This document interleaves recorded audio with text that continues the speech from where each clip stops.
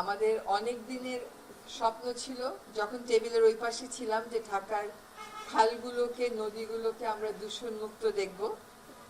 এবং সত্যি কথা যে ঢাকা শহরকে বাঁচাতে হলে এই কাজটাই আমাদের করতে হবে। এই কাজটা সময় সাপেক্ষ, কিন্তু শুরু তো করা যায়। এখন যদি শুরু না করি আর মহাপরিকল্পনা, বিশ্ব পরিকল্পনা এই সমস্ত শব্দের মধ্যে আটকে থাকি, তাহলে কাজগুলো আর শুরু হবে না। তো আমরা ৩-৪টা মন্ত্রণালয়ে বসে ঠিক করেছিলাম যে আমরা ব্যয় সাশ্রয়ী উপায়ে অন্তত ড্রেজিংটা, খননটা কেমন করে বর্ষার আগে করতে পারি। এবং সবসময় বলা হয় আন্তঃমন্ত্রণালয় সংযোগ নেই, আন্তঃসংস্থার সংযোগ নেই। এবার আমরা ওই সমন্বয়টা করবার চেষ্টা করেছি।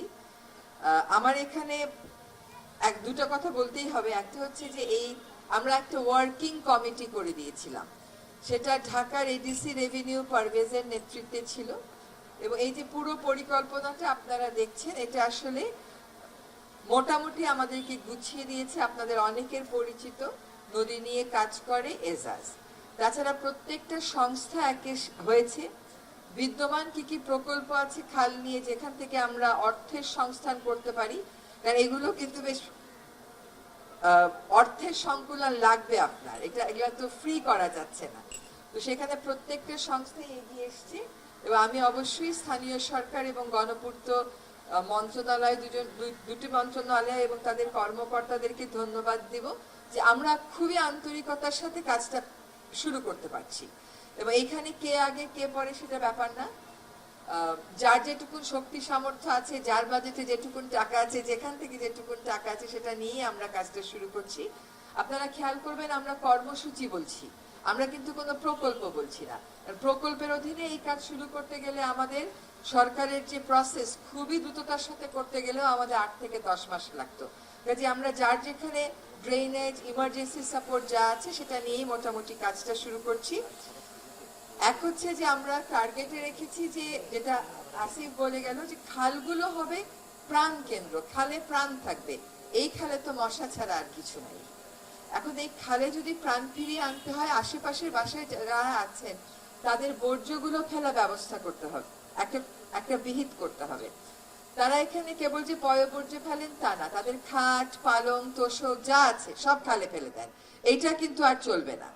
আমরা এইটা যাতে স্থানীয় জনগোষ্ঠী আর না করেন, আমরা তাদেরকে নিয়ে একটা কমিটি করে দেব, ধরেন 2 কিলোমিটার জুড়ে, তারাই এটাকে মনিটর করবেন। তাদের একটা ওনারশিপ থাকতে হবে।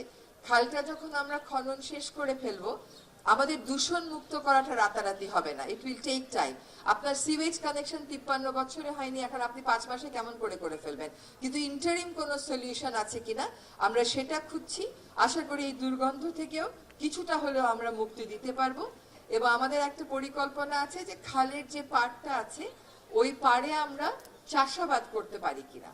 আমরা কিছু হলেই বলি আমরা একটা ওয়াকওয়ে করব, কিন্তু ওইগুলো আসলে আমরা চলে গেলে আপনারা করেন।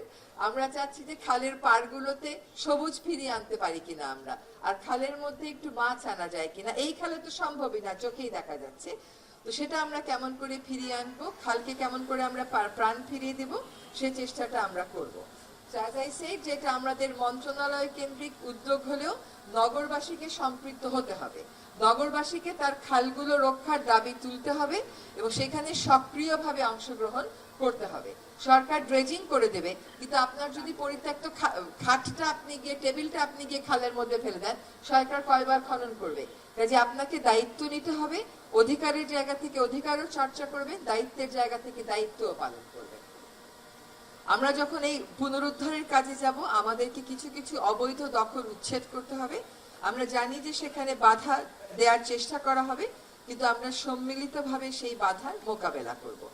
আশা করি আমরা এই বর্ষার আগে, আপাতত তো 6টা, আশা করি এই মাসে আমরা আরো 4টার কাজ হাতে দিব এবং এই বর্ষার আগে বাকি 9টার কাজও আমরা শুরু করে দিতে পারবো।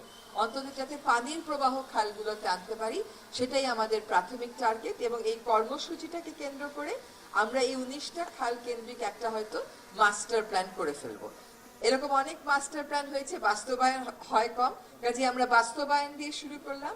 তারপরে কোথায় কোথায় আমাদেরকে একদম সুনির্দিষ্ট আরো কিছু কাজ করতে হবে, সেটা ঠিক করে আগামী বাজেটকে সামনে রেখে আমরা কাজগুলো ঠিক করে তখন এগুলো সম্পূর্ণ পুনরুদ্ধারের জন্য আমরা অর্থের সংস্থান করতে পারবো বলে আশা করি।